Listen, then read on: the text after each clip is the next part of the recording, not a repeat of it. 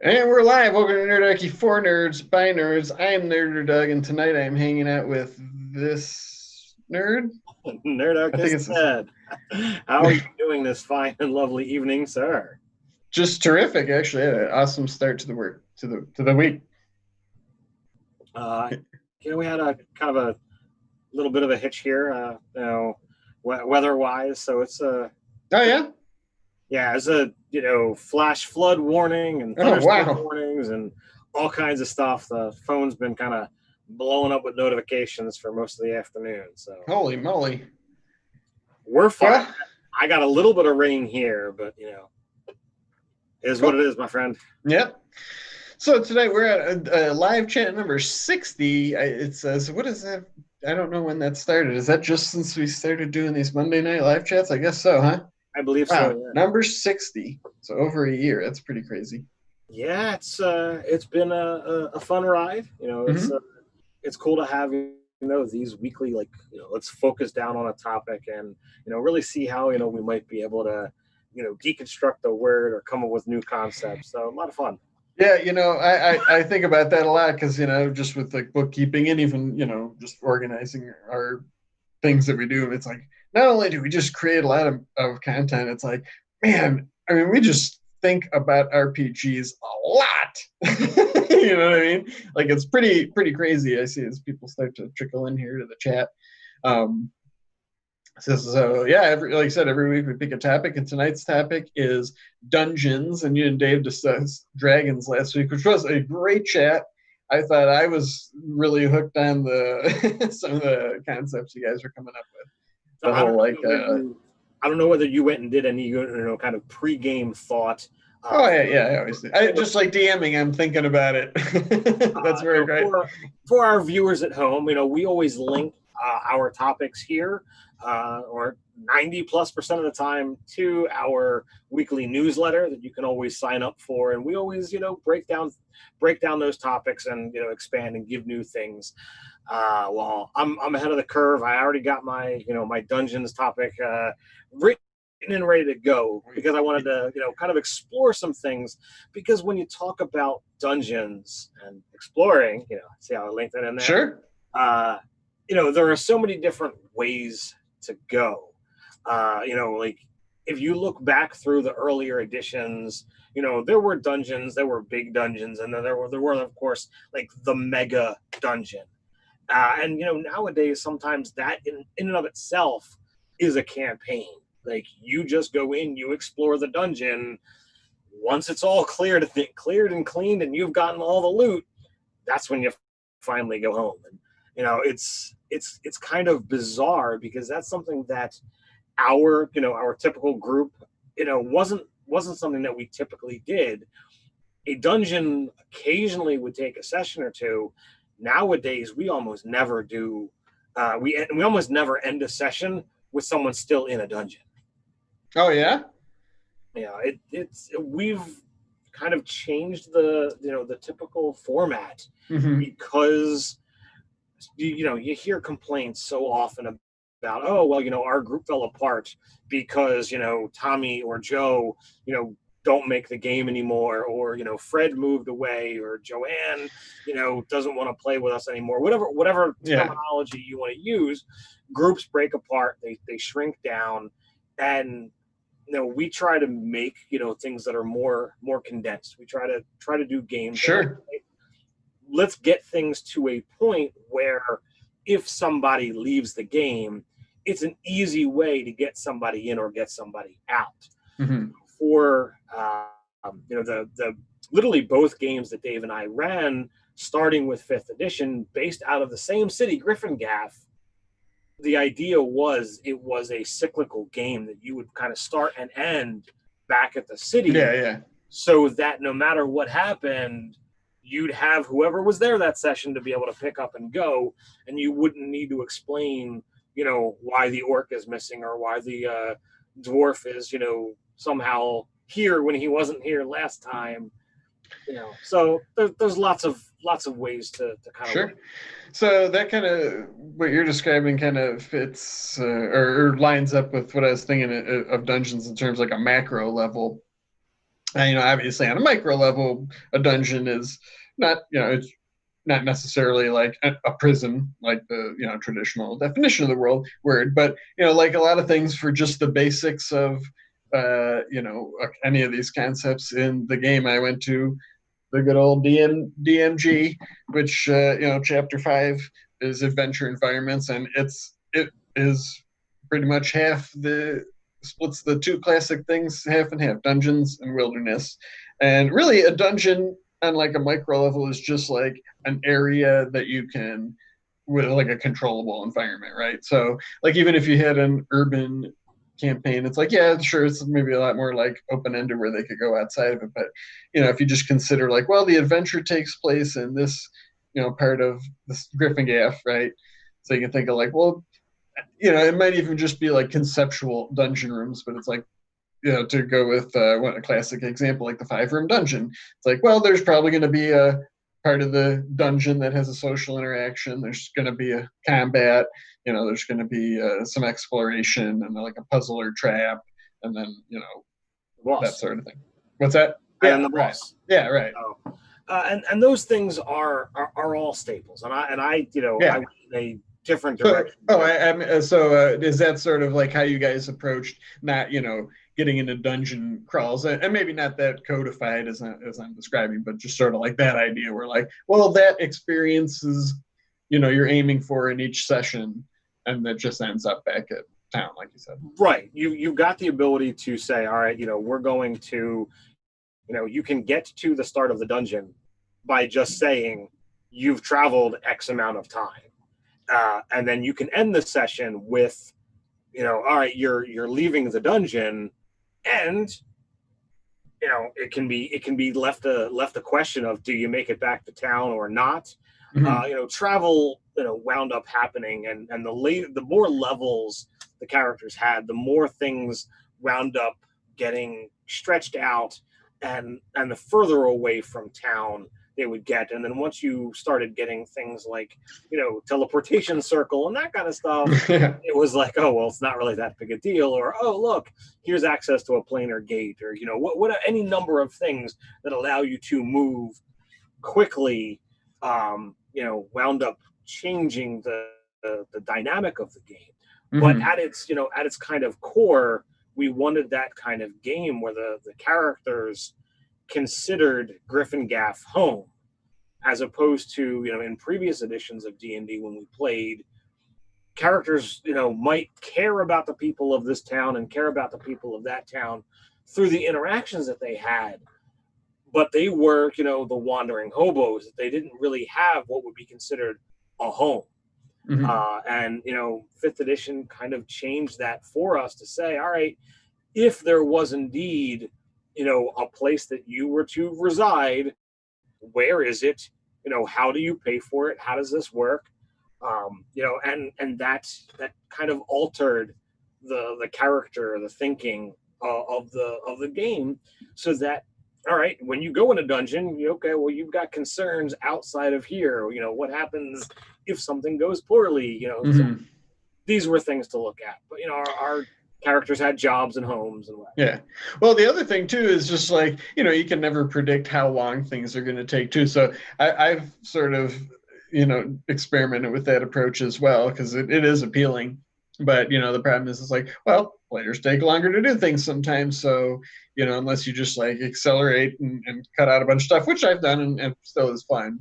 Sometimes it's like, you just can't help but ending a session while they're in a dungeon. And like you said, then when people don't show up next time, it's sort of like there's a bit of a derailment, because it's like, I mean, you're in a controlled place and people just like vanish in the thin air. Oh, although they could. It is a fantasy world, right?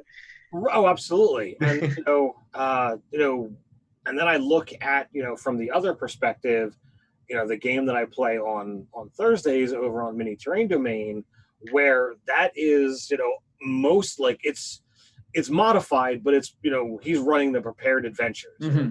They did the Sunless Citadel, the Forge of Fury, Ghost of Saltmarsh, and now he's doing Heart of the Nightfang Spire, which he's converting, mm-hmm. From a previous edition to 5th. But I feel even though Saltmarsh is more open-ended and based in a city, I think we skipped most of what actually happened in that game.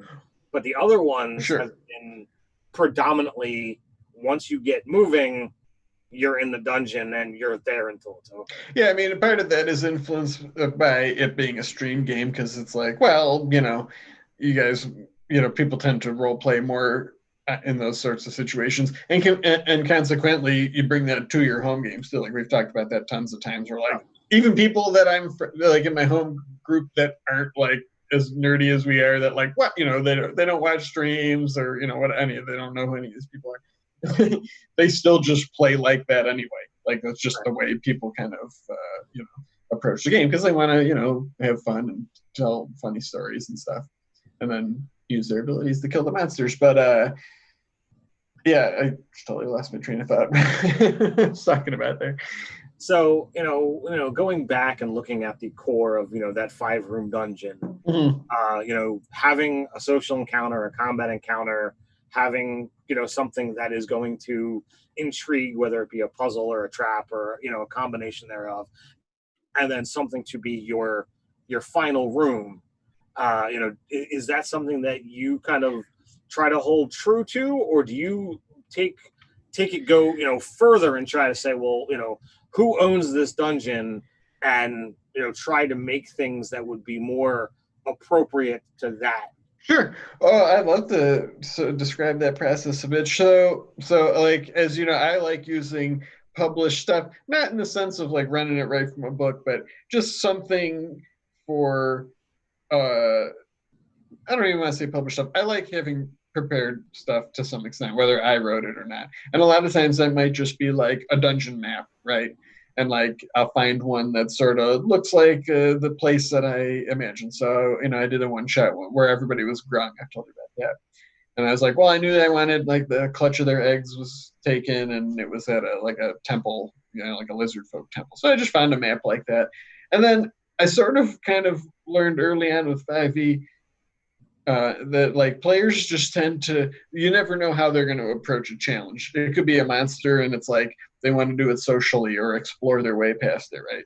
So I always just try to think of like, yeah, not so much like this is the combat room, is just like I'll use a map as an example again because a lot of times I just get enough from a map to like sort of improvise a lot from that. There'll just be little details. So I just kind of I tend to assume like any room could be a social encounter, a combat encounter, or an exploration.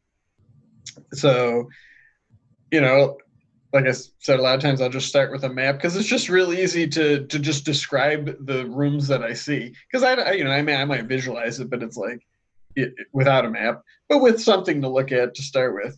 It'll just have a little detail. Oh, there's a table in the corner, and there's some books on a shelf, and then I just sort of like ad lib in the rest along with the players. I guess that's a way to describe it. And so in that way, it's like, and we've talked about this with using maps before. Like I rarely give them the maps and they don't care about like, trying to draw it out. So they don't know how big the map is. And it's like, well, if, the session's ending and I, like you, would like to get them back to town. It's like, okay, well then the next room they go in will just be where the boss is. And I know some people think that's, that taking away that illusion of choice or whatever. But I don't think anybody seems to mind if they don't know and everybody had a fun time. I a lot of times don't even have a map. I Oh will. yeah, you guys are much better at just like running with anything than me. I'm not that confident. I like to have something. And you know what? And I think you'll agree too, especially with your experience with your betrayal game, is like dungeons are at least something you can control that's smaller. Like Death Mhm. House, Betrayal, the Maze of Mandoon. Even just any of those adventures. It's like, well, there's pretty much it's clear that the adventure takes place here. So at least you got that DM anxiety off you where they're not just gonna be like, hey, let's go to the next town over. It's like, no, you're in here. Like that's it. I know what's in here. There's walls to prevent you from leaving. Like in my home game, we are still playing remotely, but they wound up. One of the players was missing, and I I'm like, all right, well, what am I going to do with that player who didn't show up tonight? So I had him pulled beneath the sand. The other players, when they finished a short rest, they're like, okay, I guess we're heading back. And the Tabaxi just got up and started walking. He had kind of presented a little bit of um, impatient, so I went with it and had him just start walking back to town. And something came up, literally, Maul grabbed his foot at his ankle and pulled him beneath the sand. And as whatever this was kind of moved backwards, there was a slight tunnel opening, and it could have absolutely gone poorly if they decided to leave Runner behind. But as I say, did a big sign pop up too and say like, "This is where today's adventure is." I would have found a way to not have that character off and made him come back. But all of the players at that game, they're veterans, and they're like, okay, well, I'm gonna buy into this. I care enough about this dude. Let's go get this guy back. And that wound up being the evening's adventure. I said, okay, well, I'm going to use, this monster over here and that monster over here, and let's just have things happen. And I made this weird dungeon that, because we're in a desert and it's all sand, and beholders and beholder-like objects have the ability to manipulate the area around them, I didn't leave the dungeon as a static thing. So they came back into a room once, and it was from a different angle, and it was trying to mess with their minds. And when you have a beholder and a mind witness type scenario, you've got the capacity to be like, all right, these things are pretty. Those are so creepy looking. Those mind witnesses. That art is just so creepy looking.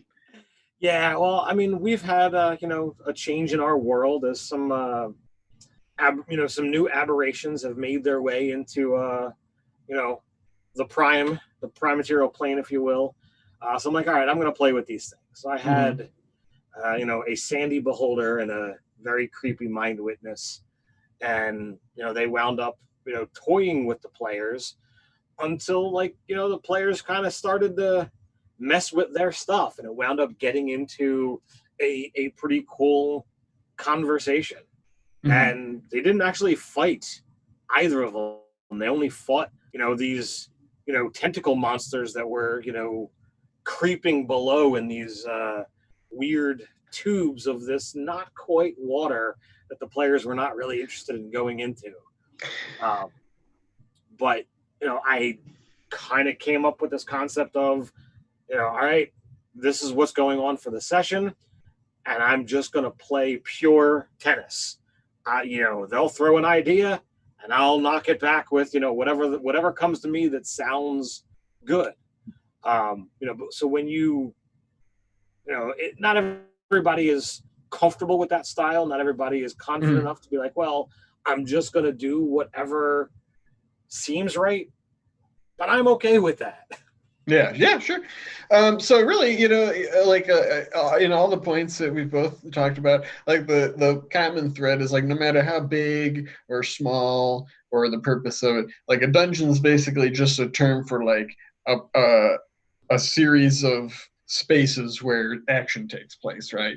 Yes. Like, like when you're walking around town, it's like, yeah, sure, you might get in a fight. No, it's not a dungeon because it's just sort of like a procedurally generated place. It's just like, well, there's, that's just life, outside of the adventuring action. But yeah, so like you said, like that beholder thing, well, that was in a dungeon in a sense. It might have been a dynamically changing one or one they made up on the fly, but it's like that's where the action takes place, right?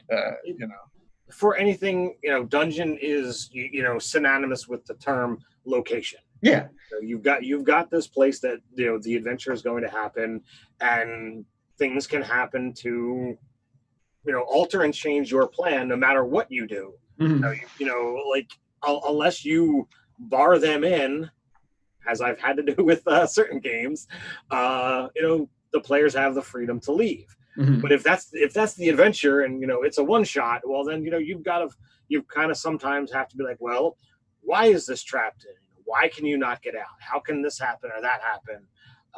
It. Well, it's interesting. So if you like going back to the DMG, sort of just like the big headers can kind of give you an idea of the things, those questions that you might want to ask yourself. And I was thinking we could just, Of kind of course. look at some of the headers. So, the first one, like you said, is location, and of course, I'm not going to read through all these random tables, but that's a big part of it. Like you said, it's a desert, so what does that make you think? If there's sinking sand, things could change. It shifts and stuff. It's going to be hot, and so you're already getting ideas like what is in this dungeon? Fiery creatures, burrowing creatures, right? And then the next one, to your point that you just brought up, is exotic location. So, like how do you get them trapped in it? Well, the first one on here, just for example, it's like among the branches of a tree. So, what if a tree just like grew up from underneath them? I mean, the beauty of these magical things is the unexplained parts that you don't really need. And even to your point earlier about, that when you can just travel time and say like, well, you got to the dungeon. I mean, we just did it in Nerd Those Bastards games, right? Yeah.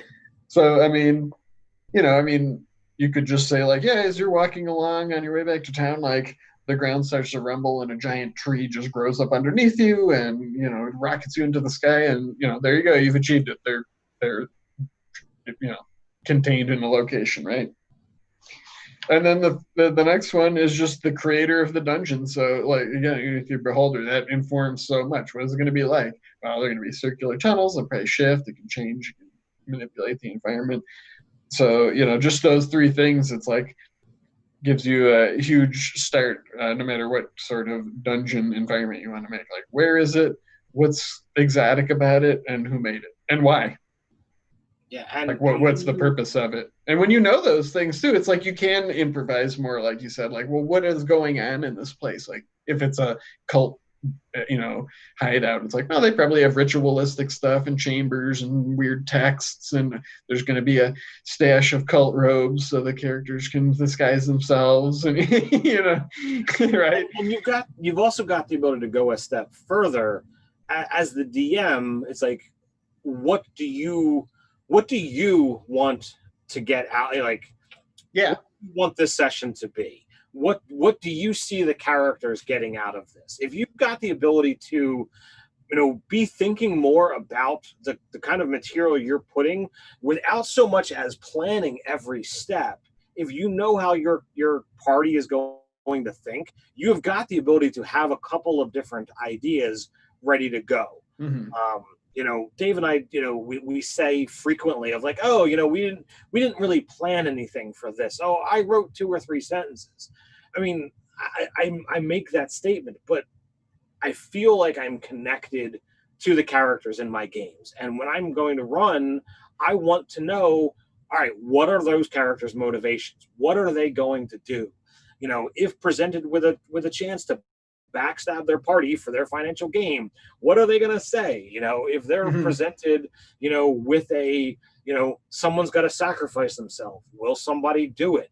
Like, these are all kind of things that are great GM generalities that, you can have, whether you discuss with the players individually, ask them to, kind of fill out a form, if you will, or just try to be more aware, be more of a mindful GM to get into the heart and the brain of those PCs, and to some extent, your crazy friends at the table as well, Mm-hmm. because that is where your improv is going to come from. That is where you're going to be able to say, hey, what is this character looking for? Oh, well, I can easily put that in this dungeon because it makes sense here. And then that will prompt that character to be like, well, I want that. And that they're going to go in that direction. If you've got a bunch of, heartless, greedy bastards and a gigantic monster that, looks like it's going to eat somebody, comes up from the desert sand and rips a character underneath, it's like, damn, sucks to be him. Noodles. All right, well, now your so-called adventure for the evening has just been pushed to the wayside. and you need to figure out, what you're going to do with Josh's character when he decides to come Yeah, back. as I say, that's a big assumption. Although you guys certainly have the data to back it up of the kidnapped missing player thing, it's like nine, probably 10 times out of 10. I don't think you've ever had a story where they did just sort of like, well, guess that's the end of that guy. It always is interesting too. Of like, there's some nuance between like the player reactions to those things and character reactions. Like I've done that, and sometimes the players are like, "Oh, we can't go after that. That thing's too strong." It's like, is it not obvious that like, oh, it just happened to be your actual real life friend that's missing, Sky? That it's like, yeah, you can go after the thing. Like that's why he got taken. It is amusing, Yeah. and I laugh, and at some point in time, someone is getting thrown under the bus. I don't do the kidnapped PC super often. It's because everybody shows up to your games because they love gaming with DM10. Well, I mean, I'm not so so high and mighty that I feel that's the case. I just feel that it is what it is. Yeah, sure. I'll tell you what I like about sort of just mashing together like published stuff, or even times when I'll prep stuff, but particularly like things other people have written. To your point about like putting things in that are particular to players, I like when I'm surprised and slash saves me the work of like there's just little things that are in these adventures, whether it's the contents of a room and it's like a strange book or whatever, of just like I like to be surprised as the DM to be like, oh, that's cool. You know what? I'm gonna make that like have something related to this guy that was looking for some kind of information. So when they find that book, I'll edit it. It's basically it's just like takes a lot of the prep work in. I mean, so you can cobble together all sorts of things and add in stuff with characters' backstories, whether it's an NPC or just anything from these events. I had found a book on Amazon, like is literally a book of random tables for D&D. It's got character names, it's got all kinds of trinkets and stuff in it. And I know a long time ago we made up a similar like random trinkets table. Forest Trinkets. It's in Lost Secrets of the Vault, Lost Lore Volume 2 in the store right now. If you sign up for the newsletter, you can get it for free. I knew you would know. Check it out. But like, so you can take those kinds of things, and yes, while the game is going, you've got the ability to rely on those resources. But if you're the kind of DM that is going to plot and plan, you can use those things to then say, all right, what does when you roll these up, what does that mean? Why is that item here? And kind of go the other direction. So, oh well, they've got a headdress made of blue jay feathers, stone dice, and a bone dagger, all of which have some value. Well, this is interesting. How do you tie those things together? Yeah. So you then allow those random rolls to inform what that dungeon is or what that was, and then feel free to then get inspired by those items and add to what else is there, and make that character make more sense. I really feel like, even though for the most part, again, Dave and I do a lot of on the fly stuff, but in recent years I flip flop, and I will say, all right, well, with that second campaign that I ran, I was planning far more. I was legitimately writing out, what the encounters are and planning things. I kind of felt I had to, because the players wound up choosing, their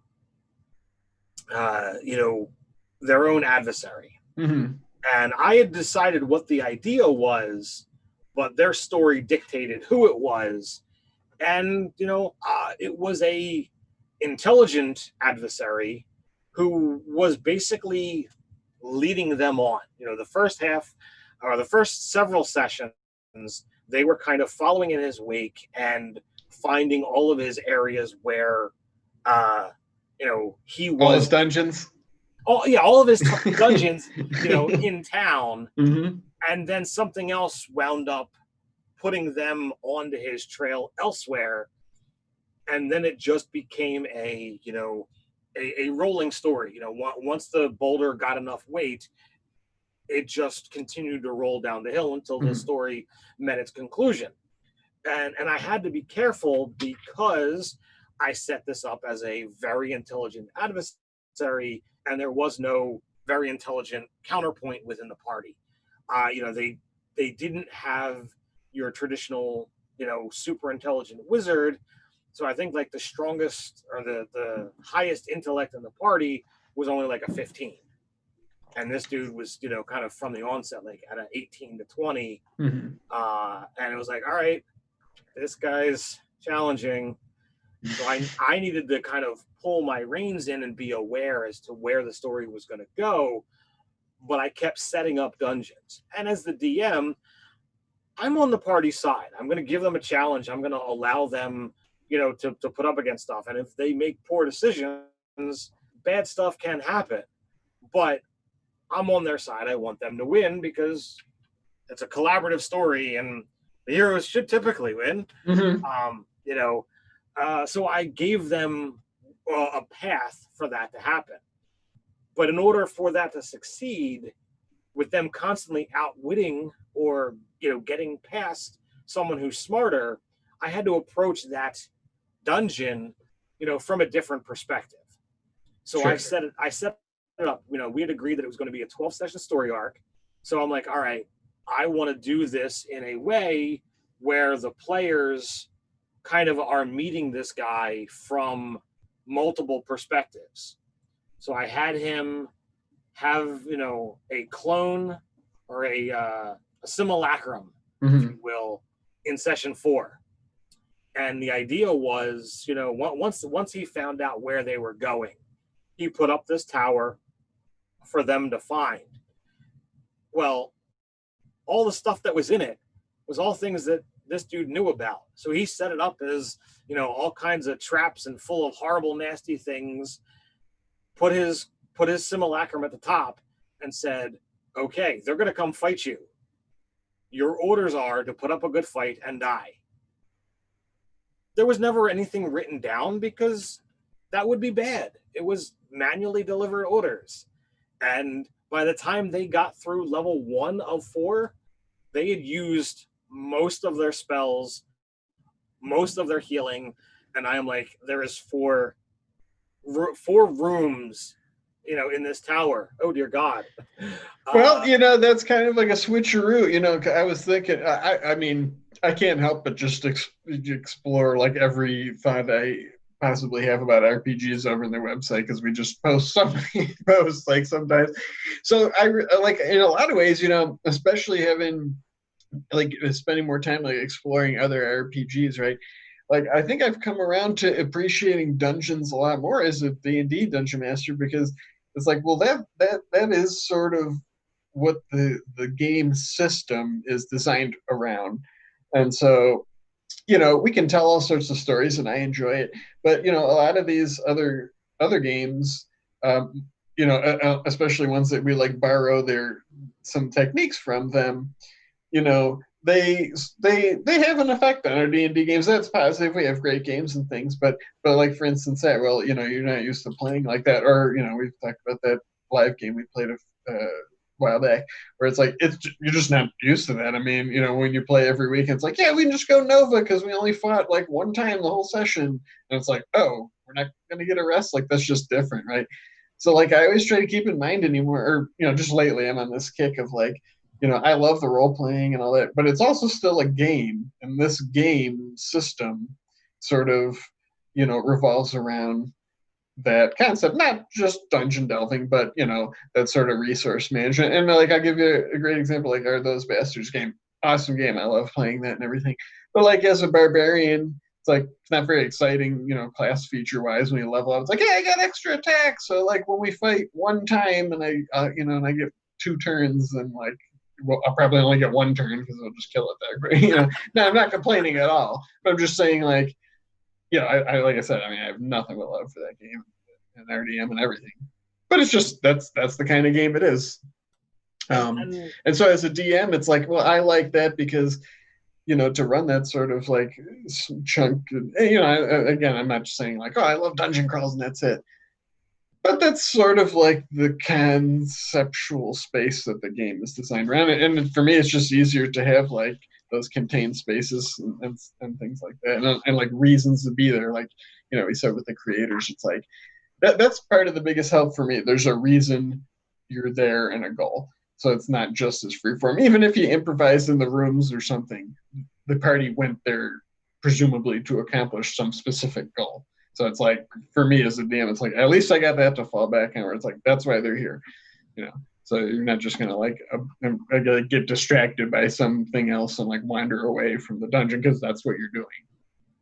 And I think that's always a great thing, is to kind of have those motivating factors. Yeah. And it could be whether you're looking for information, whether you're looking for wealth, whether you're looking for power, whether you're looking literally for just the challenge itself. All of those things are great motivators, and I'm certain that there are other things that are out there that I'm sure. Not completely thinking of. You've got it's a mission, or I'm trying to find a person, or yeah, the list goes on and on. Just any kind of there's a clear-cut goal. Yes. That like the party has agreed on, like that's why we're going to this place. And that's the thing that you're looking for. That's the crux of what is the story. Right. I love all the personal stories and the thing that the players come about, but there's I always look at it as just like anymore. It's kind of funny, and Those Bastards game makes me laugh because it's like the quest part is just like yeah that's what we do between interacting with each other, which makes it really fun because it's just a fun way to. I like that game, and it's a totally fun way to play. Hey, let me lay this on you. So I said I really got hooked on The Expanse, and I think you could treat like a ship-based, whether it's on the sea or in space or underwater or anything, as sort of like a dungeon that you live in, right?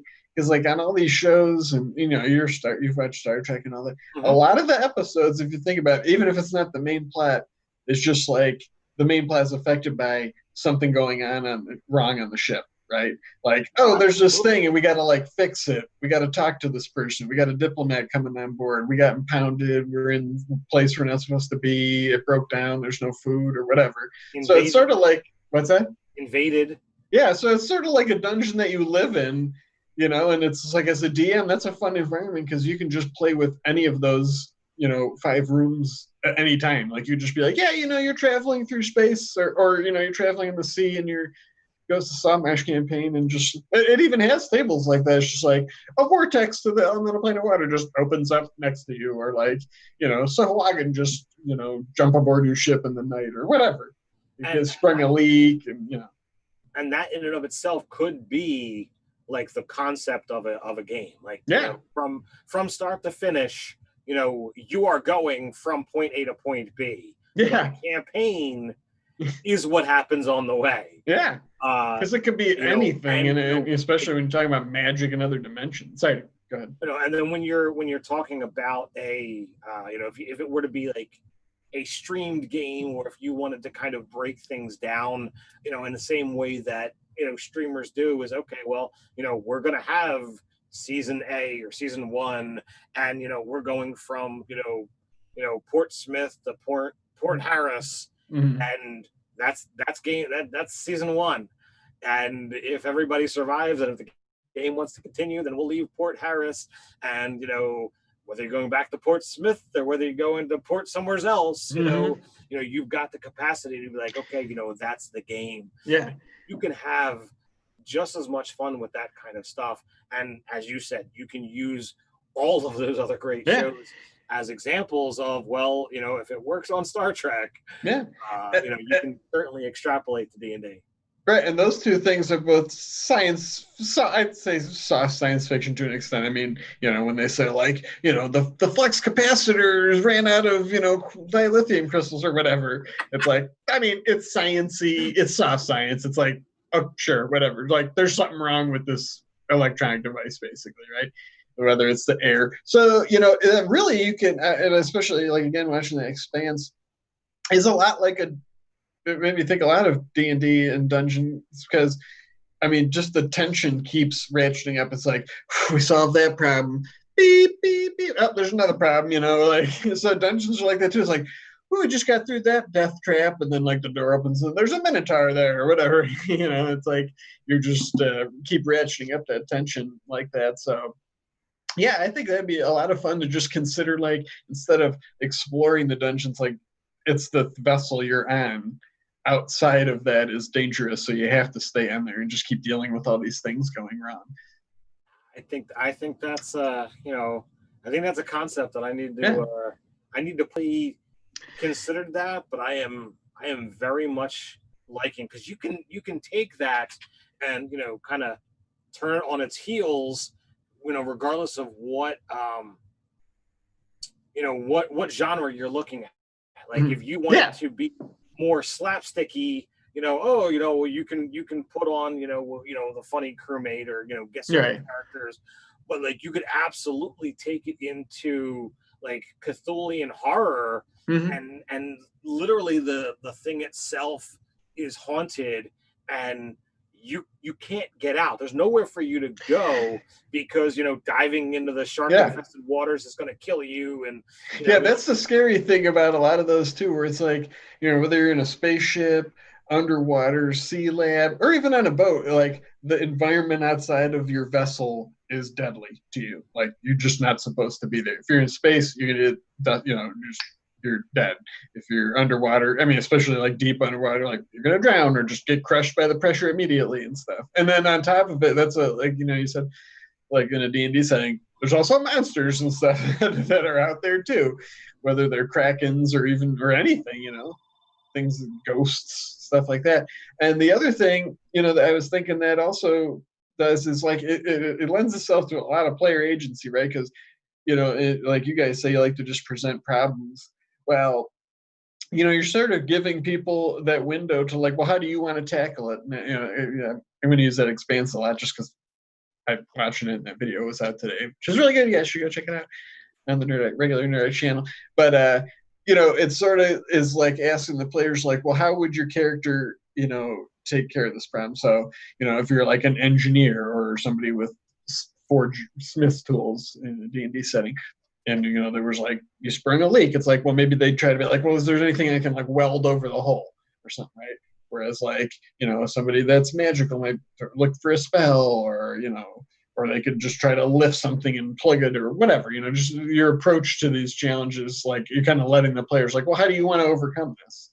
You know, like even if it was, and even if it was like a monster, if you consider like, well, maybe we'll try to talk to it instead of just, like if something appeared on your radar or whatever, like in the sea nearby you, and it was like Critical Role just the other day was a great example, and no spoilers, but there was a dragon turtle involved, and they just like reacted hostilely towards it right away, and then they were like, maybe we should just try talking to it first. And, like we didn't know, it was just they just saw it in the water, and it was like, ah, attacking fireballs and all this stuff.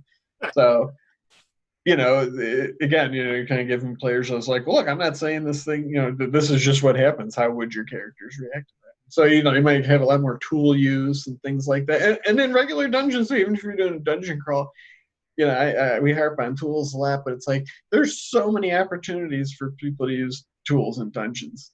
So, like, just that's the mundane stuff, cobbler's tools, weaver's tools. I mean, people wear clothes. You could examine them. Where have they been? Where have they? Where did they come from? Just if they have distinctive footwear or anything like that. So all those details, like that's where players actually help the DM paint the scene, so to speak, right? If you feel that this is off topic of dungeon, but if you feel that tools are important to your character, it is up to you. Yeah. I believe you said this, to put it into the game. Yeah. If you want to be a cobbler, and we're not talking about peach or apple, we're talking about making shoemaking. You have to be the kind of person to role play of like, oh well, what do their shoes look like? And as you invest yourself in that idea, the DM and the other players will see what's going on, and more of the game will have opportunity for Mhm. that. It's I'm what you're a actually nerd about. It's what your character's nerdy about, right? Like basically. if we lived in the Forgotten Realms, we'd have proficiency with like tabletop role playing games. You mean the game set? Yeah, right, exactly. That's a great character concept. Maybe they play some role playing game in that world, and you're just a nerd about it. You got all the books and the dice. You mean the scrolls? Yeah, or like a trading card game. I actually did that in a campaign long ago. I just like on the side for something fun, and I sort of made up like a basic game. I think we talked about this before, and the players just wanted to do that. Like they were because they played Magic, and they're like, "Is there any kind of like tournament structure in this world of this?" I'm like, "Sure." So they just wanted to like go play card tournaments and stuff. And that's where it came to focus. It's kind of crazy. Mm-hmm. We are down to our last 14. Oh wow! Okay. There is it being the first Monday of the month. There is actual typical business that must be had. So I'm going to break from our dungeons sure talk, and I'm going to get into. So as I pull up the information, we have a monthly giveaway that we do, and we have a shelf full of prizes or loot, or call it what you will. I've showed this off. Swag. I've showed this off. I'm not going to bust out all of it. I'm just going to bring out the two big boxes.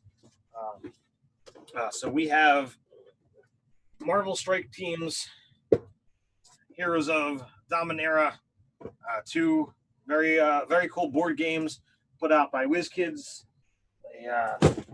They got great stuff. There's another assortment of stuff in the box. There's some minis. There is a ticker, a counter by TNT Laserworks. They gave us a lot of those, huh? They gave us about 10 or 11, somewhere along those lines. So we're probably running those. Those are becoming a rare commodity. We're down to our last couple. I do believe. Yeah, those people are cool. That was really cool. Then the winner of this particular thing, based off of the number that has been popped out, is a longtime fan of the channel, Zerif Gaming. I've already got your email. I'm going to be sending you that to acquire an address to send these things your way. So yes, that is that. Yeah. Congrats to Zerif Gaming. So I've talked to Dave, and we remotely kind of had a look through the shelf to see what is in the next stack. Oh. Kind of bouncing back and forth between non-hardcore D&D stuff and more hardcore D&D. I've kind of got the shelf segmented a little bit. So this is what the counters kind of look like from TNT Laserworks. They all are a different color, different slogan. This one says, "This is how I roll," but it's a cool counter, whether you're tracking hit points, low-level spell slots, or some other type of cool thing. They're really handy. So to go along with that, we are giving away a copy of Waterdeep Dragon Heist. Such a good adventure. From 2C Gaming, the Trap Compendium. In case Ooh. You feel like you've got enough. From Jetpack 7, Gods and Goddesses. Still. Is that the redo? No, I believe this is still the original. Oh, okay. And then from our friends over at 1985, we've got the original. Oh wow! Draft. Boy, that is a heck of a haul. So sizable pile. Yeah, that's great. Quite weighty. So if you wish to get in on this, there are two ways to do it. As always, you can do the easy path. Go over to patreon.com/dirtarchy and sign up. For as little as $1 a month, you get in on this. And for another $1 more, you could get access to our product and check out all the other cool levels, including all the way up to a 1-hour coaching session with either yours truly or Nerdarchus Dave. If you want a coaching session with Doug, I don't think we currently have a level, but if you contact us and say that's what you want, I'm pretty sure that Doug would be more than willing and able. Sure. But the other way, because contest rules in the United States does require us to have a free way, if you head over to our website, go to the section called Contests and Forms, go to that page, find the form, print it out, download it, print it out, mail it into our PO box, one form per letter. I then, submit your name into the list, and it randomly pops out who wins. So that is the giveaway stuff. But we also have a game. Yes, and as I say, speaking of those monthly rewards, we're now sort of focusing down more and using those for our monthly game, and coinciding with that, we're also treading down some dark paths. And we're kind of have more focused content for the next couple months. And we just posted our first one the other day, and already had some great feedback and likes from the Nerdarchy community. So that's awesome to see. That was the Chained one. And I will be running the July monthly one shot on July 26th.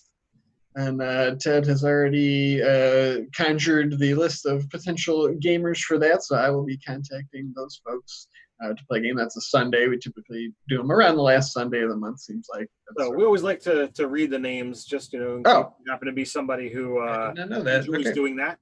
I don't have that pulled up if you do. I've got it already. Okay. So we got Thie, and I apologize if I mispronounce or butcher your name. It's not my intention, but, we got Thiego Nunes, Brandon Tack, Brennan Rankin, Dusty West, Aaron Parrish, Jimmy McCoy, Jim Cattell, Andrew Lee, Jeremy C., and William Coconato. So if you happen to be one of those fine, upstanding people, Doug is going to be sending you an email, if he has not done so already, to say, what, all of the details of the game, level.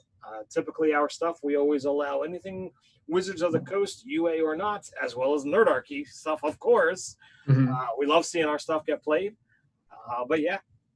And I believe the dark path that I will be leading adventures down is the Bliss Pool, which is sort of just the working title for it right now. We haven't really solidified that, but I think that is. And Ted just ran the Winter Lord's Throne, which is for August.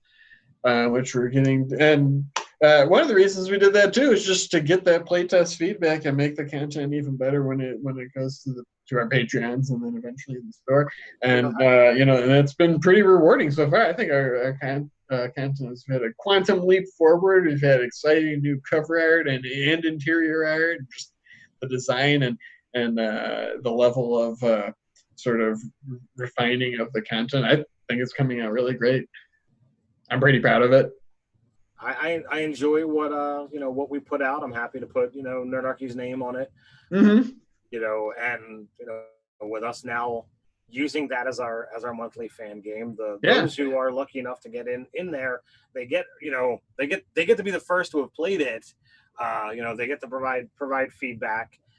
We as the GMs, we now get to be like, okay, we're gonna add our own personal twists so that when you actually get the material, like, hey, that's not in here. Well, that's because I added it, or that's because I felt like doing something a little different. Yeah, and I think that's a good choice that we made to go down that direction because we sort of create the content that we like to use, right? Like it's not super details, not big things of box tax. It's like it is just those sort of modular ideas that you can drop into your games, just like we all like, and like any adventure, you're gonna modify and stuff. But it's streamlined, and like you said, you can change it up. And they're not super long adventures, but they definitely are good for one shots and stuff. And who knows, your players might find a lot of interest and want to explore other paths down those. But one of the cool things I like about using those as the monthly thing too is when stuff happens in those games, sometimes it makes its way back into the actual printed stuff, whether it was just like, oh, I wanted to something behind the scenes where you might move something around based on they play, but like in Wizards Wake, I tweaked things a little bit like because of what they did. And I think it's kind of neat for those people to be like, hey, that was my character, that did that thing or whatever. Right. So that's been pretty fun. All right. So, all right. business has been put aside. Mm-hmm. If I don't know how long these Monday chats are gonna. I know we had said that we're keeping them open while the world is currently burning. Well, hey, we're still, doing our part to stay safe and, follow the health guidelines Of and course, so it's fun leaving them open to the public like this. of course. Yeah. So but at some point in time, it is entirely possible that this will go back to a patron only thing, but we don't know when that's going to be. So for now, if you're not a patron, enjoy, but consider helping us out. We got a lot of plans for what we want to be able to do. Um, you know, Anarchy is a blast. I think we've built a pretty awesome community here. Mm-hmm. And it's really a kind of a customizable experience. I was thinking the other day, and not to toot our own horn, but even with the Patreon specifically, it's like, well, I mean, we sort of designed those levels where it's like, look, if you just want to help us out, all the way up to helping people with their campaign ideas or creating content and just trying to make everything have a good value, and we're always looking to increase that value to patrons who frankly, at the end of the day, it's like, well, those are sort of the people who we most do things for, because it's like those are our most strident, fans. Indeed. So we kind of take that, take our inspiration from there and sort of try to scale it up. But yeah, I think people have been liking the content and enjoying that every month, so that's cool. Well, between the website, the regular channel, the live channel, we've got a lot of fun things that we do. A lot of ways that you can become a better gamer. A lot of ways that you can, continue to consume this wonderful hobby of ours, including joining us on Tuesday evenings with Those Bastards, which will be back next. We'll be back tomorrow night to play those wonderful characters. We had talked about this in our Discord for that game.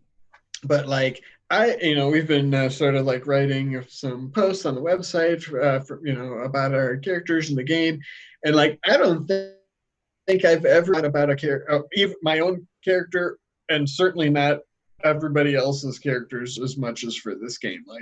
I feel like I really know them, and because I'm also putting all these posts together, so it's like I'm reading everything. You're like, oh, okay, that's that guy's perspective, or whatever. But it's been really fun. I'm really enjoying. I'm really enjoying that campaign. It's a fun dynamic. It warms my heart to play. And Megan's a great DM, and they sort of insert dungeons of a sort into. I think every adventure, there's been a dungeon environment again that sort of points like, well, this is where the thing you had to do is. It's in the dungeon. Right? It's just sort of like that generic term, and I doubt they have a map. although they very well might, because Megan creates pretty nice maps for the rewards each month. They probably truncate them because we spend so much time just talking to each other. Like, this was a 12-room dungeon. You guys did 2 rooms. Well, Megan is awesome. I am very, very glad that we found them to help build this out. Yeah, with the love working with them. Pseudo, regular meetings that we have, and Megan actually is the one who writes our Patreon rewards, and then we kind of go through and provide our feedback on it, and it's all kind of built together to some degree. It's a great team. Yes. And we're just we're always we all keep working together, so I think that team is just getting better and better. Real quick, so we are at the end, but there was a few from Michael Beal, who, hello Michael, had joined us recently. He's a big fan of the other channel. Yeah, we split these up, so this is all the long form and live content, just so if people just want the discussions between Dave and Ted about strictly RPG stuff, that's on our flagship channel, and here's where we put all that other stuff. This particular chat, our Monday night chat, traditionally was our Patreon only chat, but we opened it up while everybody's at home because of COVID. And we are awesome. Thank you. No, thanks for saying that. But yes, that was the actual question is about those bastards they want to watch. Is there a link on this channel? Yes, it is on this channel. So if you go to the videos on the channel, you'll see those bastards. I think we had up till episode 4. Is tomorrow episode 5? Right? Yeah, I think tomorrow's episode 5. I believe so. Then of course, Nerd Darkest Dave will be back every weekday at noon with nerdy creators and industry professionals. And he booked a guest today. Yeah, should we say that one? I mean, it's not like it's embargoed or anything. We need to hold off until like Dave got that one. I think I should let Dave be the one. Sure. Gotcha. I would really like to spill the beans, but I think that's really exciting. I think it's cool. That's gonna be a great guest. Hopefully, we'll bring in a bigger crowd for that one. But mostly I want to welcome the guests with a big crowd. The gameplay for those bastards, which I believe we're 5th level now, so be on the lookout for that. It'll be tomorrow night, same time as this chat. It's we do it a strictly 2-hour game, so it's in and out real quick. But we're gonna kind of occasionally rotate DMs out through that time slot, bring in some different games, and who knows? We're still experimenting with this channel. We're looking to put some more shows on, here or there. This channel, I run a monthly game. Yeah. For right now, it's RPG Crate, although that is liking to change before the year is out. And I've already kind of locked in a new sponsor, so I'm pretty happy about that. Oh, great. Yeah, if there is stuff people would like to see develop on this channel, go over in the discussion tab on the channel and let us know. I mean, would you want to see more gameplays, different games, different people, different what times, just anything you'd like to that you think you'd like to see on this Nerdarchy Live channel? Let us know. We're still sort of developing the identity for this one, the voice. So, of course, we'd love to hear what people have to say about that. And I guess we did everything we set out to do. We can head out of the dungeon and back to town. It's just like I know you like to do with your games. And until next long time, rest, huh? Yeah, yes, it is. And then until next time, stay nerdy. Stay nerdy. And see.